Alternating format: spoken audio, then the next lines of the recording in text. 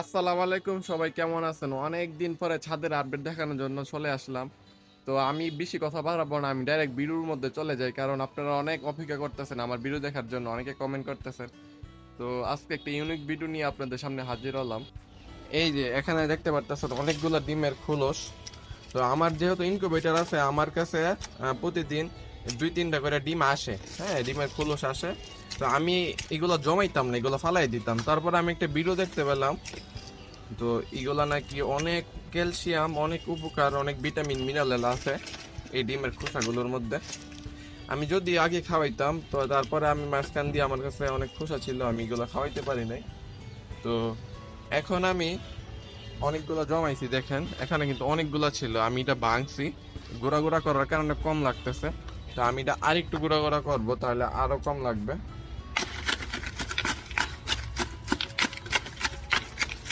এই যে দেখেন, এটা কিন্তু একবার চিনে গেছে। এখানে আপনার কয়েকটা কবুতরের ডিমও আছে, সাথে মুরগির ডিমও আছে। এই যে এই যে। এটা আমি মুরগিকে দিয়ে দেখবো আমার মুরগি খায় কিনা। আর এগুলা খাওয়ার কথা, এগুলার মধ্যে অনেক পুষ্টি আছে।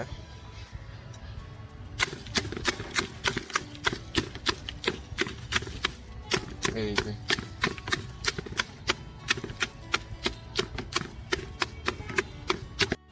আমি কিন্তু এটা দিয়ে দিছি, ওরা কিন্তু বুঝতেছে না এটা আসলে কি দিছি। হ্যাঁ, ওরা খাক একটু একটু করে। আমি এক মুঠ ভিতরের মুরগিগুলোকে দিই, এক মুঠ দিই, কারণ ভিতরে বেশি একটা মুরগি নাই। আবার খাঁচার ভিতরে আমার অনেক মুরগি আছে, ওইগুলারে দিলে আমি আর এগুলারে আর খাওয়াইতে পারবো না। তোমরা একটু খাও, মজার কপাল একটু বানিয়ে। ওরা কিন্তু খুব মজা করে খাইতেছে। এই যে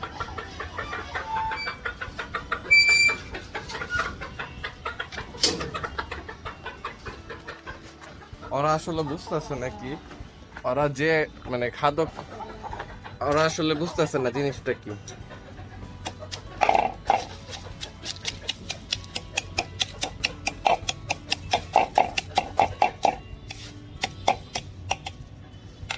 আহ আহ আহ আহ আহ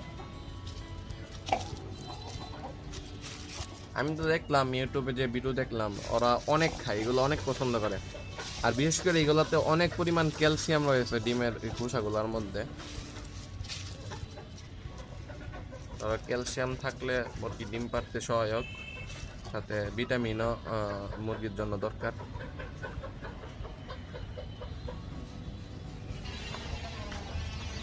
এই যে আমার এখানে দেশি মুরগির বাচ্চাগুলো এখানে আছে। তো এখানে আপনার অনেকগুলো বাচ্চা মারা গেছিল, আমি ঢাকা ছিলাম।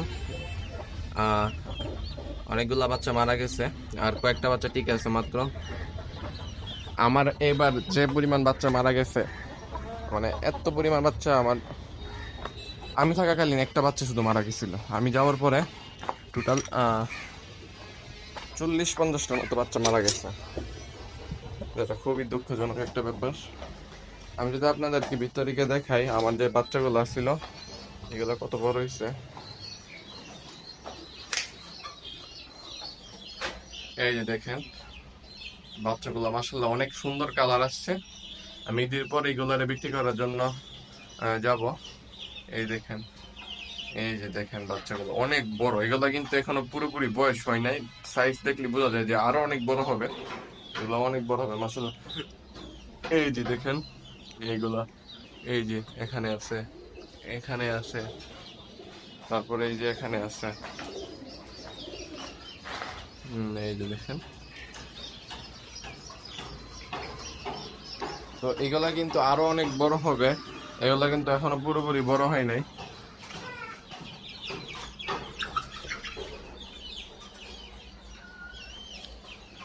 এখানে যে বাচ্চা ছিল ওইগুলা সবগুলো আমি টিকেছি, এই সময় একটা বাচ্চা মারা যায়নি। নতুন যে ইনকিউবেটর বাচ্চাগুলো ফুটছে ওইগুলো সবই মারা গেছে, কারণ ওরা ব্রুডিং করতে পারে না ঠিক করে।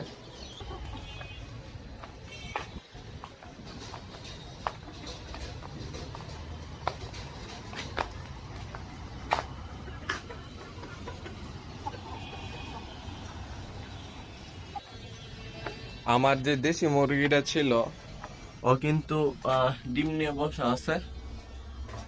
এই যে দেখি আর ডিমের কি অবস্থা।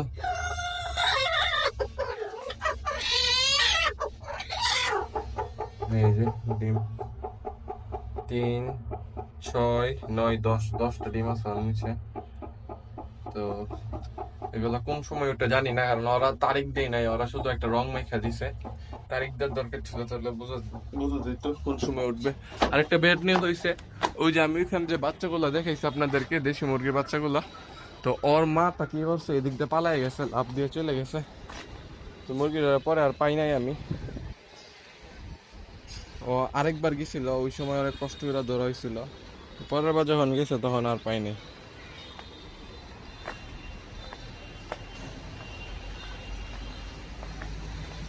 এই যে ওরা কিন্তু একটু একটু করে খাইতেছে। আজকের ভিডিও এখানে শেষ করে দিই। অনেকদিন পরে আসছি, আমি আসলে বুঝতেছি না কি দিয়ে শুরু করব, অনেক আপডেট জমে গেছে। তো আজকে এতটুকুই আপডেট, আবার অন্য কোনো ভিডিওর জন্য আপডেট রেখে দিয়েছি, অন্য কোনো ভিডিওতে দেখাবো। সবাই ভালো থাকবেন, আল্লাহ হাফেজ, টাটা।